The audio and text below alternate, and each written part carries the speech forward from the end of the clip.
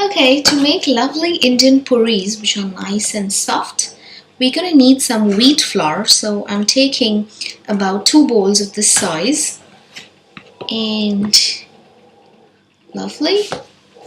So that's the measurement of our flour, as you can see. Now I'm gonna add about half a teaspoonful of salt to this. Okay. Once you add your salt, you could actually mix this, and you can add some owa seeds as well. But that's optional. We just like these plain, and generally puris are made plain. Now I'm just going to add little water at a time and try and make this into a nice smooth dough. Okay. Now making a dough essentially requires practice. I would agree to that, but it's kind of simple. It's not all that difficult to manage. So you just have to keep monitoring the dry flour with water. Just keep mixing it occasionally so that you reach a point where it has to combine. Now that you see my dough is absolutely ready, it's nice and fluffy. Okay, I'm now going to add about 1 tablespoon of oil to this so that the moisture remains intact, and just go pressing it around so that the oil can penetrate into the dough and it becomes nice and moist. So when you're doing this, add a lot of pressure onto the dough so that it can penetrate in and it becomes nice and soft. It's absorbing all the oil, the moisture content, so that we have nice and soft puris. Do this for about a minute and a half so that you're very sure that the oil has penetrated deep inside. Okay, and all of the dough is now well penetrated. You're going to feel that yourself. The dough will stop sticking to your fingers. It's going to be absolutely clean. So it's going to be very clean. It's going to stop sticking to your fingers. And the oil is well penetrated. Lovely, your dough is ready. Now what we're going to do is we're going to make small roundies so that it's easier for us to get the puris ready. Okay, so I'm just going to do this. Okay, and gradually punch it so that it's ready when we take it to our to make it round. So take a little once again. Okay, go round, then punch it in the center. That's it. I'm just going to do the same for all.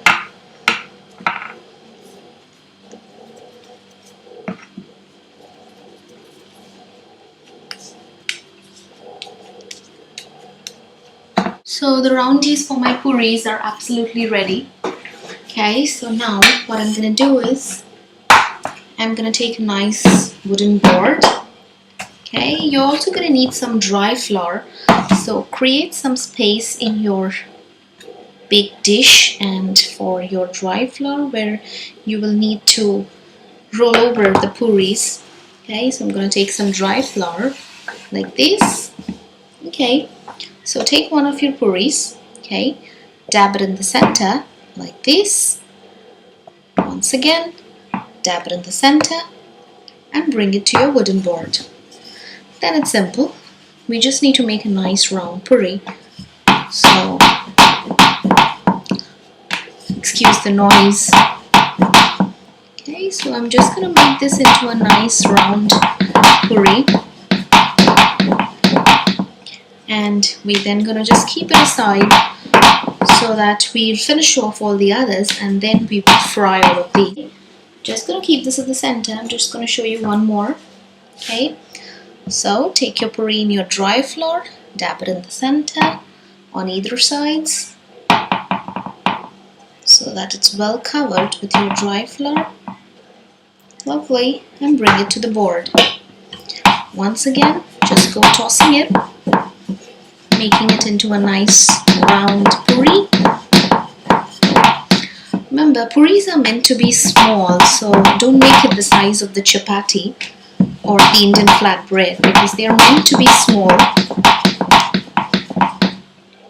and we're going to fry these. So I'm going to show you the technique where we use the least amount of oil to fry these and ensuring that the moisture also remains intact, so we don't have a problem with that.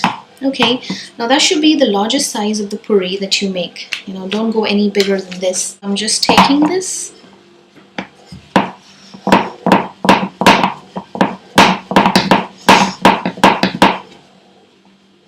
Choose to apply some dry flour. If you feel that it's sticking to your board, then just apply some dry flour and go tossing again.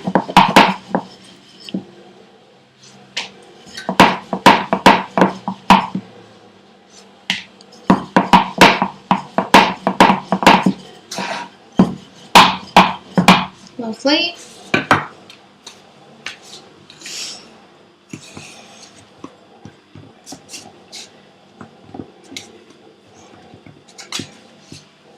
So I'm just going to finish the rest exactly the same way, and then we're going to get to frying. Okay. So once you get a nice circle of the puri, you got to stop and keep it at the side and move to the next. Like I said, don't make it far too big. This much is absolutely sufficient. Okay, I'm just going to show you one more. I'm going to finish the rest on my own, and then we move to the frying. And they're absolutely soft, so ensure you reach this consistency of the flour, otherwise your puris will not be soft. Lovely. I'm going to pick this up. Now that we are done rolling our puris, all you need to do, so I have my roundies that are ready, as you can see. Okay, so I've taken a nice hollow bottom dish with about 10 to 12 tablespoons of oil. Okay, and I'm now going to start frying each of my puris one after the other.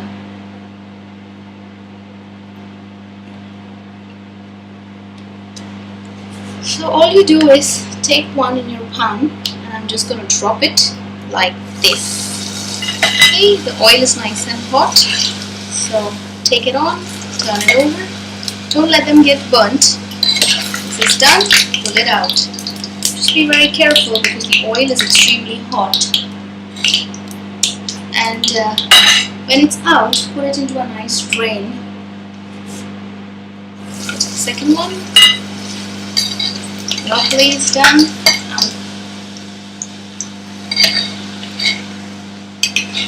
Turn it around. And you pull it out. So it's actually that simple. And I'm putting this into a vessel where I could drain off the oil if there is any excess. So the trick is to ensure that the oil is real hot, so your puris will be fast and you don't end up using a lot of oil either ways.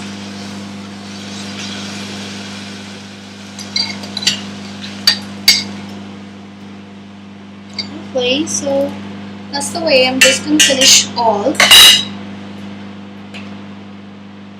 It's really that simple. Just need to master making the puris, and the frying is easy.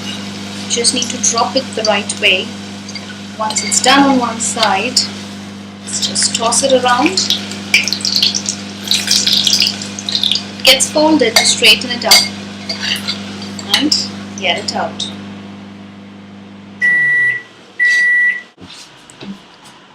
There you go. Serve these nice and hot yummy puris with some kala chana masala and a dash of lime. Enjoy.